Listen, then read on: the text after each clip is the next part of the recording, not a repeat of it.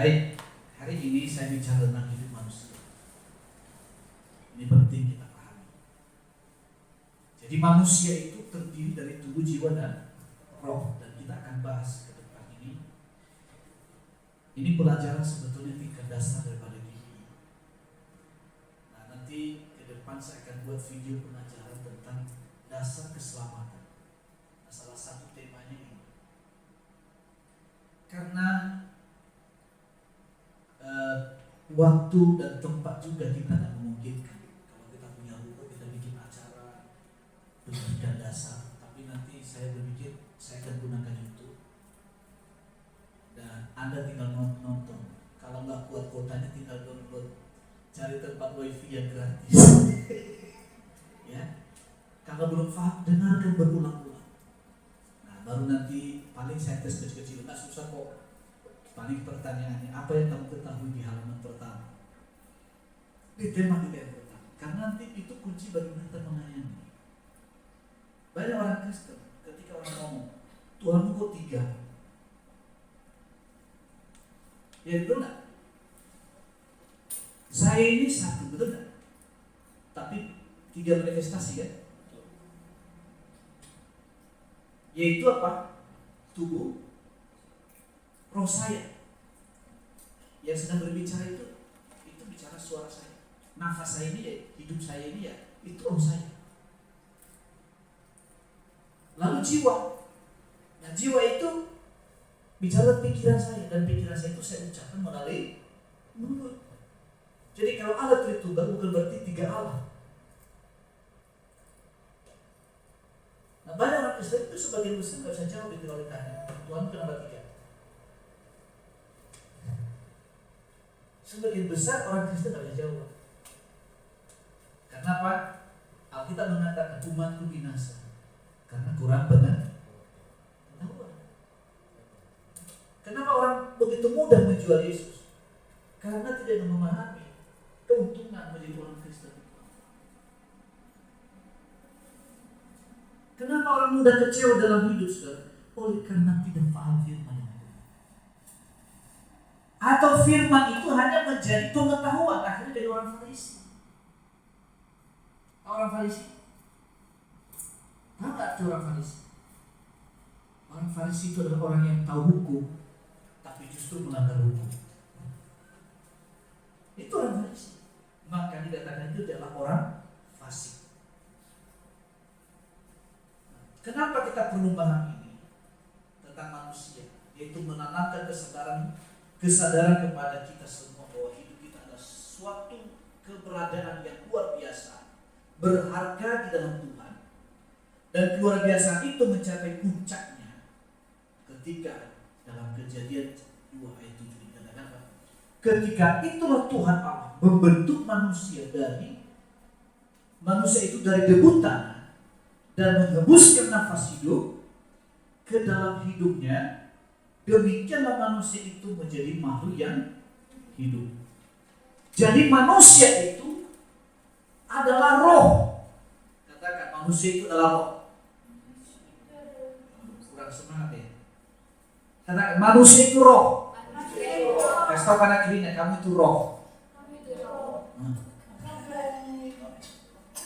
Manusia itu roh yang memiliki tubuh, yang memiliki jiwa dan tinggal di dalam tubuh. Sekali saya ulangi. Manusia itu adalah roh yang memiliki jiwa dan tinggal di dalam tubuh. Tubuh jasmani ini bisa tua, bisa krempeng, bisa keriput, bisa peot, bisa pincang, bisa almarhum. Tapi roh kita tidak pernah tua. Karena apa? Roh itu tak berbentuk, tapi bisa kita rasakan. Sentuhannya bisa kita rasakan. Jadi kalau orang tanya Tuhan itu berapa? Ya kayak saya ini. Saya punya tubuh, saya punya pikiran, dan saya juga punya kehidupan. Mustahil tidak. Kalau Anda hidup tanpa roh, tanpa jiwa, nah itu Raja sama Orang yang mati bisa jalan. Belum pernah ke Toraja. Kalau ada pemakaman, itu mayat itu disimpan bisa puluhan tahun. Karena di sana pegunungan, nanti orang matinya jalan. Pas di kuburan baru dia mati. Nah itu banyak orang kayak gitu. Ya. Manusia tanpa jiwa, maka orang itu nggak bisa berpikir jernih, nggak punya pikiran jernih. Atau manusia punya jiwa tapi nggak punya roh. Nah itulah yang sering ditamatkan B1 dan B2. Betul nggak? Senang makan B1, B2 apa lagi? Nggak mau kalau bikin.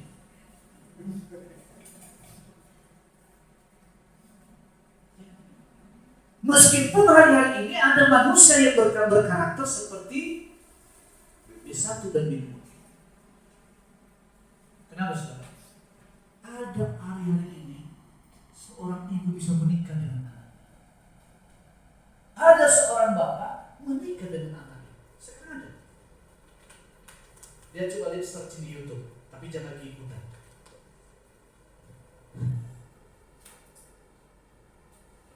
Binatang itu tidak terikat dengan hukum. Artinya bertindak seenaknya. Kalau orang Jawa bilang itu seenaknya bibi. Kalau bahasa saya seenak gundulnya. Iya kan? Ya. Jadi ada manusia yang berkarakter seperti itu tadi, seperti binatang. Oleh karena itu pastikan dirimu harus punya roh, jiwa, dan juga tubuh. Saudara kasih Tuhan, kita lanjutkan.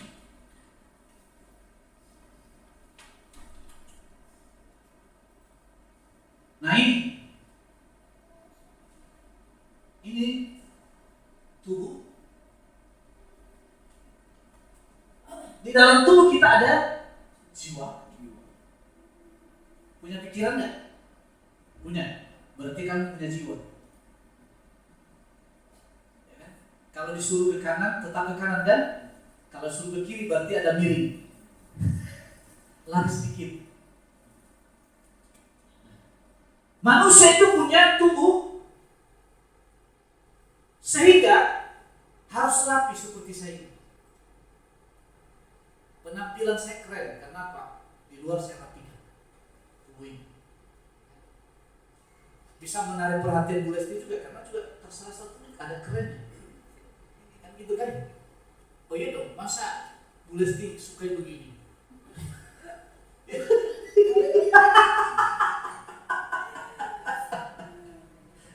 Kalau bahasa Chelsea itu kan nama kasihan aja tuh. Jadi bilang itu friend saya itu, teman. Ya, itu ini. Penampilan ini luar. Tapi yang tidak kelihatan itu pikiran. Tapi bisa orang tahu ini orang ini cerdas. Maksud saya ini cerdas. Memilih istri juga cerdas. Pas. Itu kan karena punya pemikiran. Saya melihat dari tatapan matanya. Saya melihat dari rambutnya, keren juga ini. Kenapa punya pikiran? Saya bisa melihat Bu Lesti, cantik. Kayaknya cocok lah. Ya kan? Sekarang dia masih cantik, apalagi dulu kan lebih cantik. Wajahnya seperti anak ABG begini kan, puji Tuhan. Iya. Kalau dari belakang dilihat jalan sama Chelsea seperti kakak beradik, cuma satu tebal satu tipis. Iya. Saya melihat dia cantik karena saya punya pikiran. Itu contoh sederhana. Punya roh. Roh ini tidak terlihat.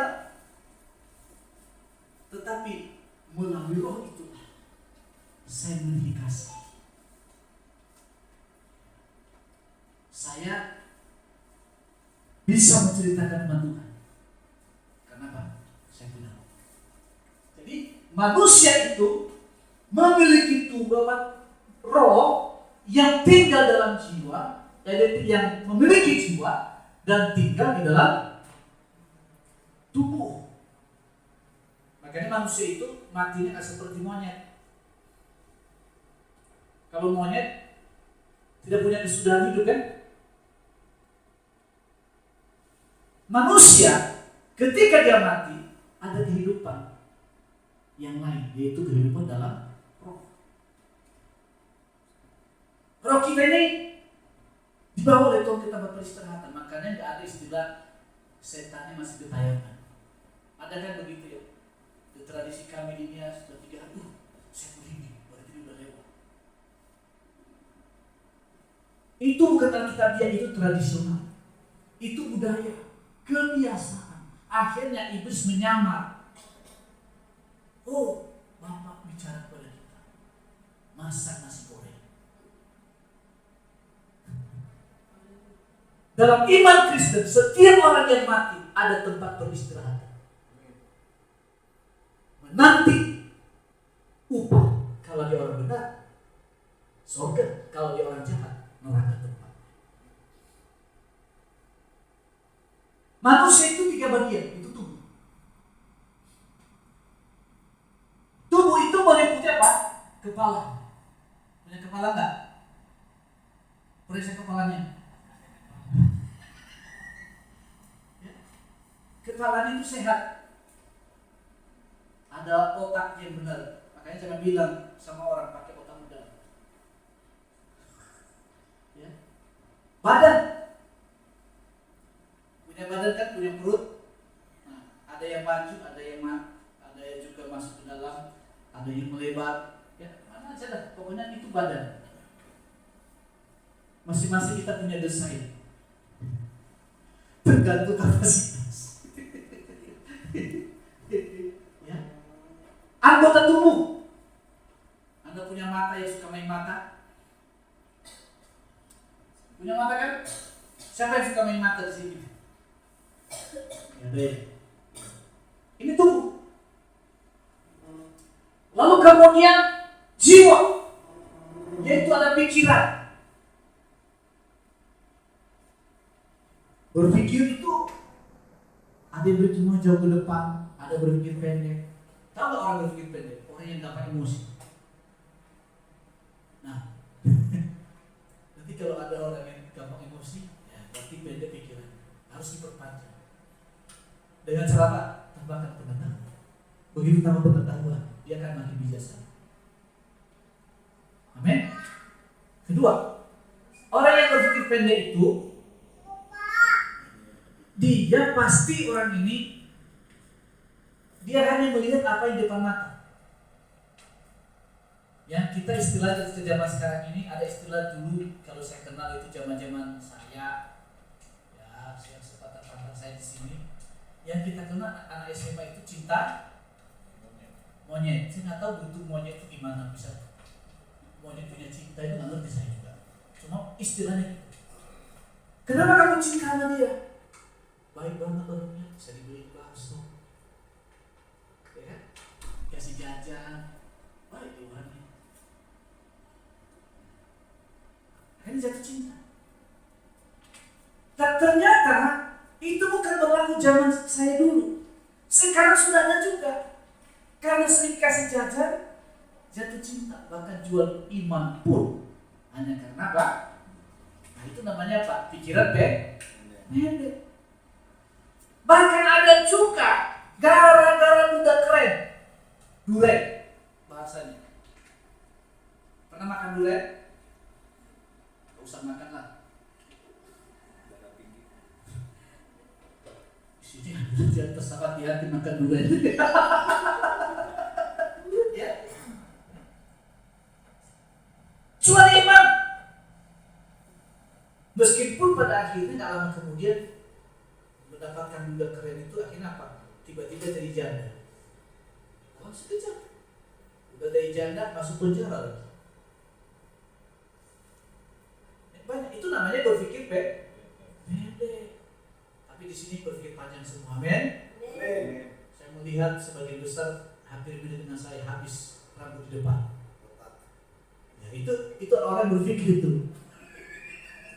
Ya saya nggak mengatakan orang yang rambutnya utuh di depan nggak berpikir, ya, tapi rata-rata itu. Ya saudara, Anda tahu kenapa orang Israel itu botak di depan? Siapa yang tahu? Kenapa? Karena orang Israel itu kreatif, berpikirnya mantap. Tapi kalau Anda lihat di luar Israel, botaknya di belakang. Kenapa botaknya di belakang? Karena kebanyakan mikir. Stres menghadapi Israel, kok gak bisa kalah-kalah. Tapi bagaimana kalau botak depan sama belakang? Dia pikir dia pintar.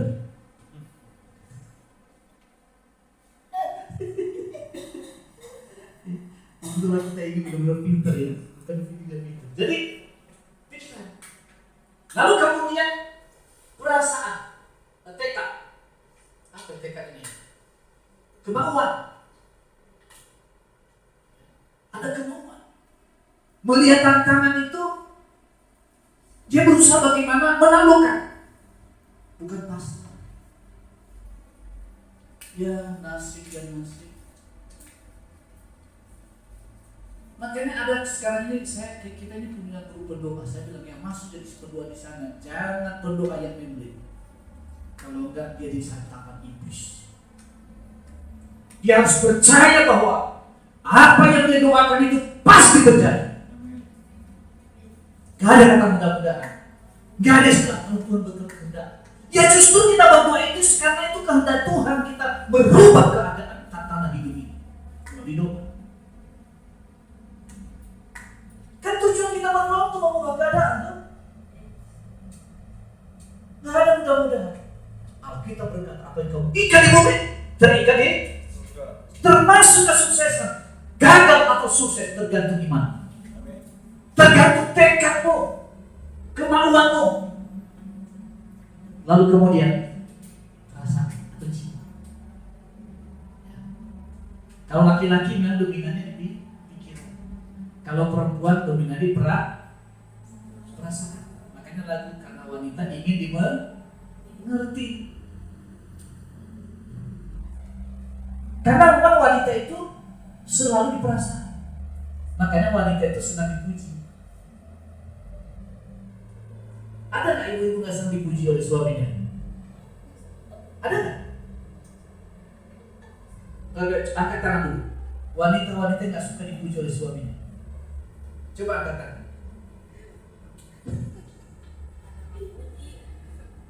Setegar-tegarnya perempuan, ketika dipuji oleh suaminya, hatinya bisa lembut. Bahkan kalau dia lagi marah pun, dalam hatinya, pegang tangan saya dong, rangkul dong saya. Itu karena apa? Perasaannya lebih dominan. Beda dengan laki-laki, lebih pada pikiran.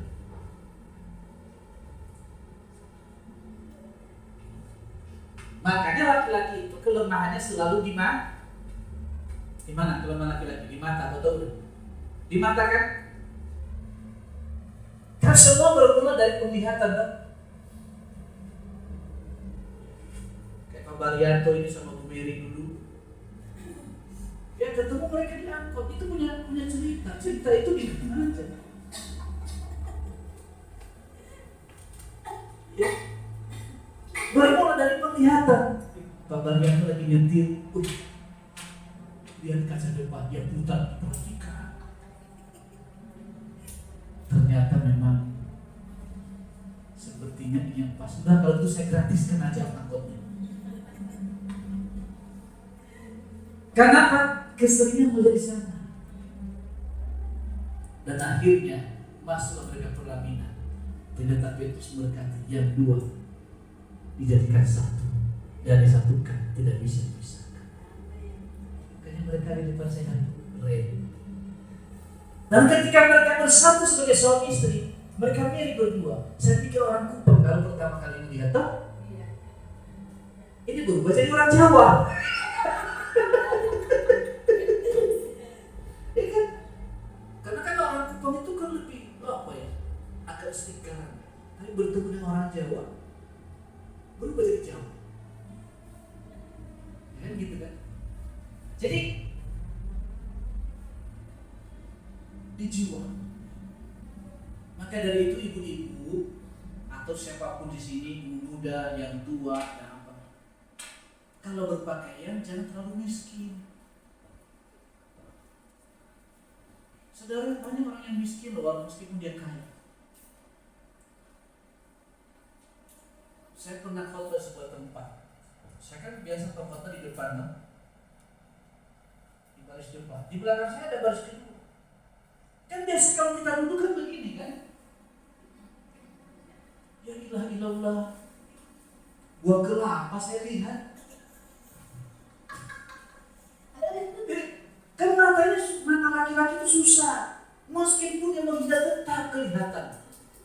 Sudah heran juga gak bisa pergi sudah. Pernah atau?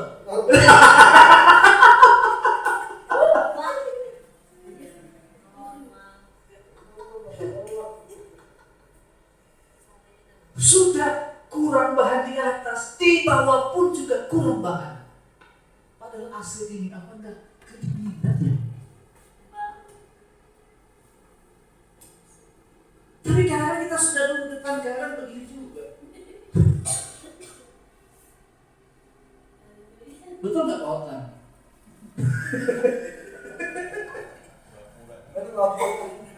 Ini realita hidup. Maka dari itu di sini jangan pergi menginjil ke diskotik ya. Amin, Bapak Ibu. Saya nggak percaya Anda bisa menginjil di diskotik. Kalau Tuhan Yesus ketemu pelacurnya berubah. Kalau Anda ketemu yang ya saya bertanya kan saya masih ragu.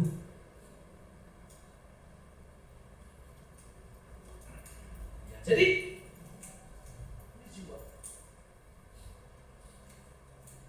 roh meliputi apa? Hati nurani.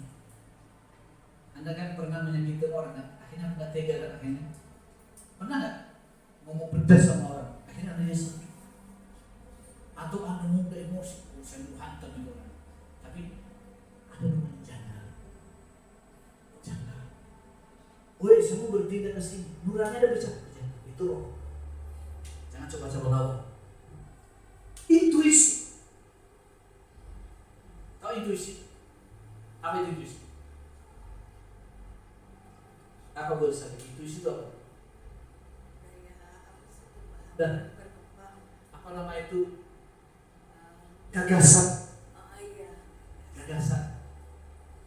Itu intuisi. Kemudian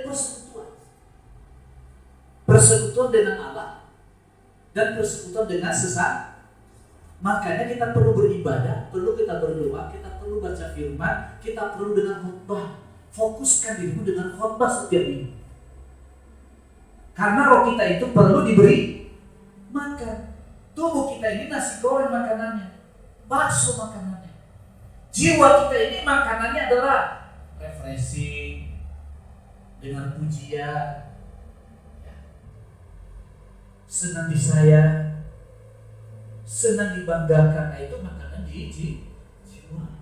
Senang diskusi. Kenapa banyak kaum wanita berselingkuh? Saya mengatakan begini, wanita bagi dia tidak punya akses itu nggak persoalan. Beda dengan laki-laki, terkecuali bagi mereka yang hiper. Karena apa saudara? Karena tidak ada tempat yang curhat. Apa gitu ya? Bapak itu tahu, ya saya punya istri. Kalau dia nggak bisa curhat dengan pasangannya, bisa curhat dengan yang lain. Dan akhirnya dia merasa nyaman. Makanya jangan heran kalau ibu-ibu bisa nikah dengan supirnya, bisa nikah dengan pembantunya, dia bisa nikah dengan tukang kebun. Ada saya lihat teman saudara, ini sebetulnya sekali dia hebat. Yang marketing penjualan apartemen yang mudah menjual, dia termasuk berprestasi. Anda tahu saya melihat pasangan, ya ampun, apa nggak salah? Tahu kerjanya, SD aja nggak tahu. Pak Ogah, benar Pak Ogah. Tapi begitu dia sangat sayang sama laki-laki. Dia sangat sayang. Kenapa? Karena merasa nyaman. Karena apa namanya, apa itu kan mau dengar aja. Oh iya, iya. Ya. Ya. Ini. Lama-lama, aduh saya nggak bisa jauh dari dia. Mereka belum menikah sudah. Dinasihati sudah tidak bisa. Kenapa? Terikat perasaan. Karena hati-hati ibu-ibu bercurhat-curhatannya. Amin. Hati-hati kaum wanita, jangan sembarangan curhat. Logikanya terang, kok bisa dia jatuh cinta sama tukang ogah? Dia tidak wanita prestasi. Dia punya anak buah. Abang Turman itu tim marketing yang hebat. Maunya direktur ke? Tapi bisa dia bukan menikah, bisa dia hidup dengan laki-laki yang kerjanya itu Pak Oka, dan dia bisa membiayai hidup orang tinggal di apartemen. Kenapa? Ya tadi ada tempat dia bercurhat. Haleluya.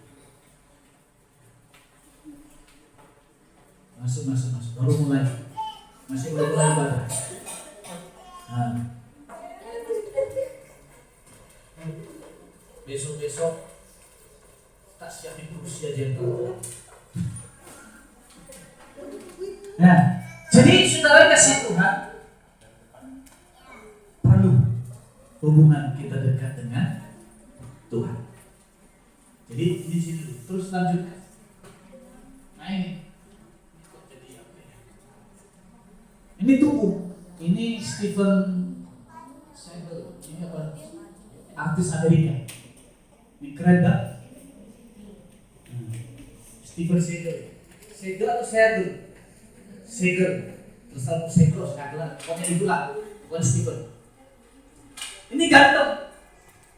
Sayangnya kurang jelas ini. Artis terkenal. Dan salah satu artis yang saya suka. Apa itu? Dia itu adalah artis laga. Cara memainkan itu luar biasa, saya senang. Nah, ini tubuh yang kelihatan. Tubuh ini kesadaran dengan alam sekitar. Kalau catatan saya di sini, kesadaran dengan dunia yaitu biologi, psikologi, ekonomi, pengetahuan alam, dan kesenian. Karena di kesadaran akan lingkungan ini, maka orang ini dia menata penampilan, ya itu sehingga menarik perhatian. Kan? Kalau pria-pria, penampilannya dirapi semaksimal mungkin supaya enak dilihat karena berinteraksi dengan lingkungan.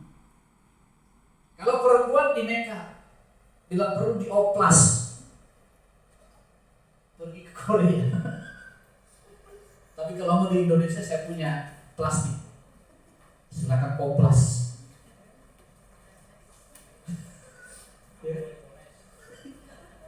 Supaya kelihatan cantik.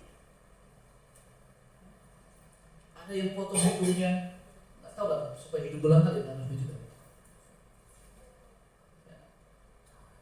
Ada yang apa istilahnya? Yang pipinya kurang tembam, dia oplas supaya ada tubuhnya. Ada istilah tarik benang. Supaya apa? Menarik perhatian orang sekitar. Kenapa? Tubuh ini berinteraksi dengan lingkungan. Makanya juga penampilan perlu tidak harus kaya. Bersih kayak saya ini kan termasuk apa ini? Nah, dominan kan? Terang, matching kan? Matching. Kenapa? Berinteraksi dengan jangan bajunya batik, celananya jeans, sepatunya sepatu cat. Orang lihat ini nggak matching dong, kurang memahami.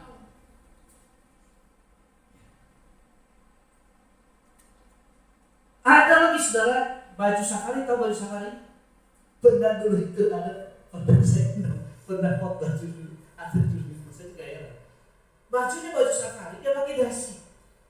Ya nggak cocok sama, nggak salah. Tapi karena memang beliau dari kampung, ya saya hargai aja. Dulu itu di Sarjo pernah dulu.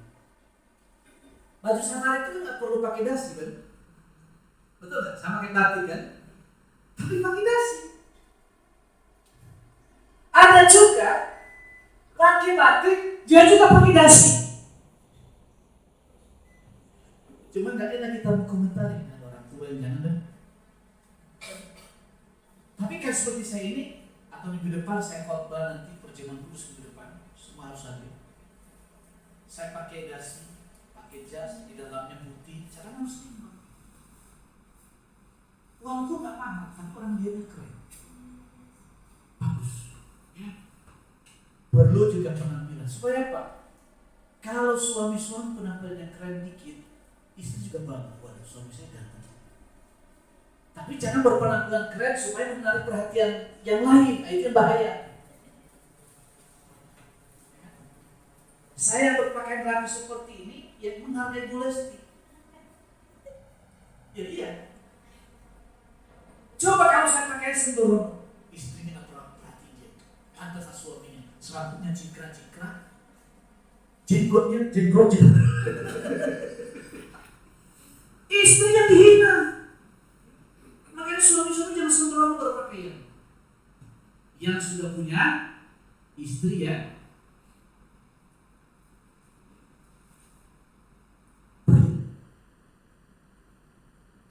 wanita-wanita perlu berpakaian yang rapi dikit. Karena laki-laki itu senang melihat,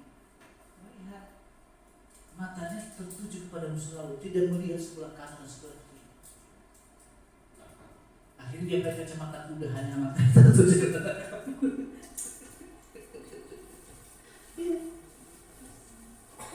Nah ini penting, karena tubuh ini berinteraksi dengan alam sekitar. Kedua saudara,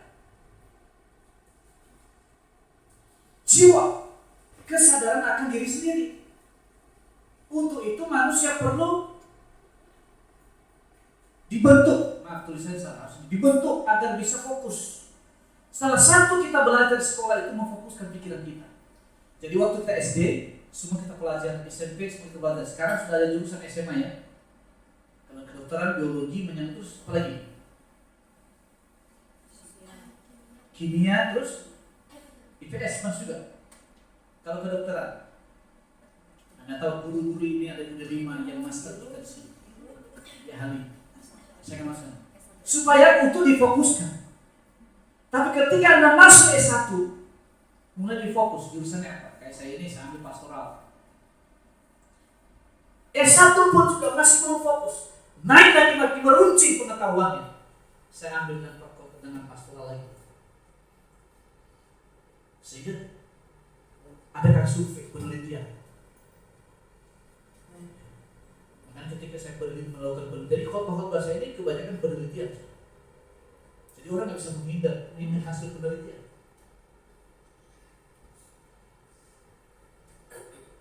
Supaya apa? Fokus.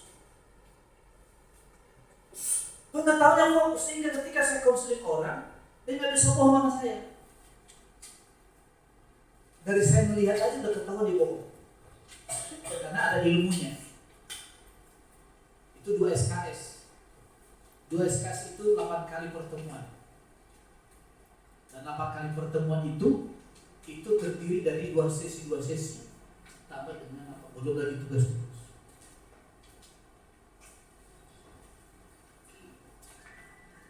Puji Tuhan kemarin baru dikirim nilai saya itu 3,62.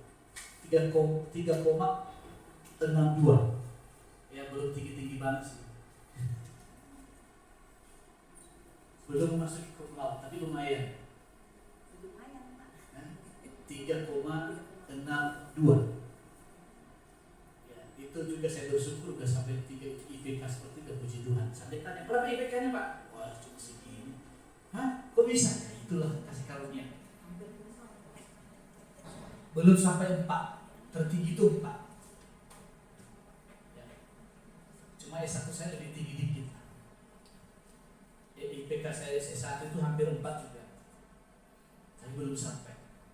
Karena memang ya fokusnya sudah buyar-buyar. Jadi karena hasil itu makanya saya bisa motivasi Pak Khotlan, sungguh-sungguh belajar biar pintar gitu seperti saya. Saya goreng terus beliau sekarang karena terus. Jadi sedang kasih Tuhan itu apa? Untuk memfokuskan pola pikir, dibentuk. Manusia belajar setinggi mungkin, kuliah. Dan gaji tamatan SMA berbeda gajinya dengan tamatan S1. Walaupun kerjanya SMA itu lebih pintar dia kerjanya, karena lebih praktis. Kalau saya jujur, seorang insinyur dengan STM pintar yang mana cara kerjanya? STM kenapa? Dia praktek. Insinyur teori. Tapi karena pengetahuan lebih tinggi dia menguasai manajemennya, oke kamu pintar mengerjakan. Tapi saya pintar memanage, kerjakan. Jadi seorang insinyur sipil dia hanya menggambar, dia hitung. Nah kamu siapin ini, ketok sana, ketok sini, palu sana, palu sini. Nah ini kurang sempurna, perbaiki lagi. Nah itulah hebat, itulah kehebatan kalau seseorang pengetahuannya dibentuk. Jadi dari lebar menjadi runcing, bukan runcing menjadi lebar. Itulah pendidikan itu difokuskan. Ya. Makanya kalau ada baca buku, fokus dulu baca buku itu. Kamu misalnya, saya di komputer, berarti saya harus belajar manajemen komputer, manajemen jaringan. Ya. Ada sistem. Supaya apa? Kita maksimal.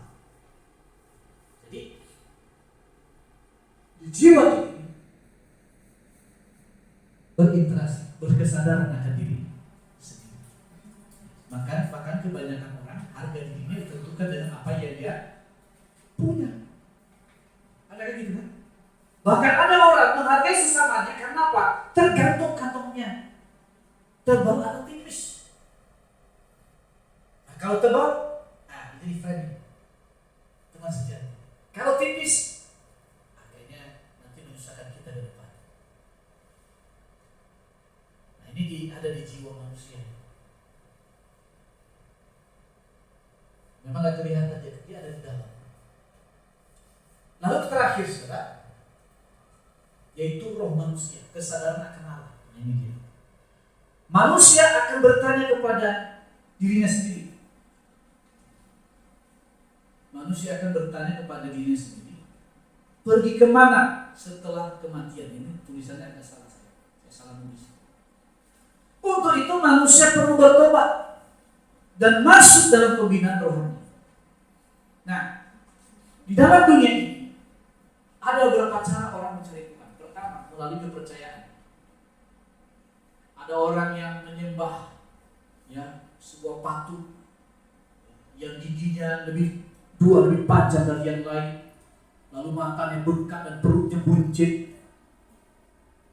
Batu disembah untuk apa? Supaya dia konsentrasi dengan Allah. Apalagi agama. Orang mencari Tuhan kenapa? Dia sadar, saya ini kemana nanti? Akhirnya beragama. Ketika beragama pun banyak hidup justru beringas. Makanya sekarang banyak kan jadi teroris, jadi apa lagi? Jadi preman. Dia punya agama, punya. Tukang tipu, koruptor. Ditanya dia tahu agama, oh dia tahu, ahli agama. Tapi tidak hidup. Jadi manusia itu berusaha mencari Allah. Bahkan orang bisa masuk Kristen sekalipun bukan berarti bisa berjumpa dengan Allah.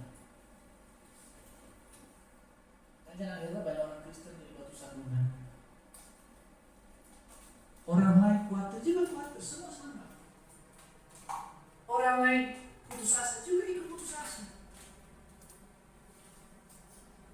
Orang lain mengeluh dia juga pasti mengeluh. Tapi saudara, orang mencari jalan untuk ketemu Tuhan tidak bisa. Yang benar adalah Allah mencari manusia. Waktu Adam dan Hawa jatuh dalam dosa, siapa yang cari Allah? Gak ada. Manusia justru lari dari hadapan Tuhan. Dia menjauh dari Allah. Tapi justru Allah mencari manusia dan mengatakan, hai Adam, kamu di mana? Kamu di mana? Adam bertanya, saya malu, saya takut, karena saya telanjang.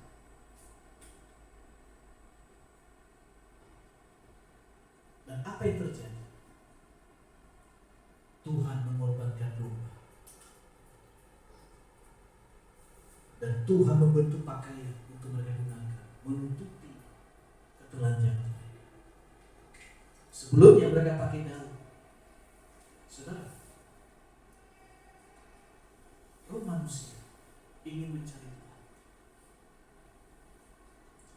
tapi mereka tidak bisa bertemu karena manusia itu daging, dosa. Tapi Allah yang berinisiatif berusaha bertemu dengan manusia.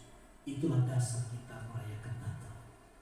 Natal adalah usaha Allah mencari manusia, bukan usaha manusia. Maka dari itu saudara kasih Tuhan, tidak perlu kita bela agama. Tidak perlu bela agama Kristen. Tidak perlu bela Alkitab. Tidak perlu minder ketika dihina agama Kristen.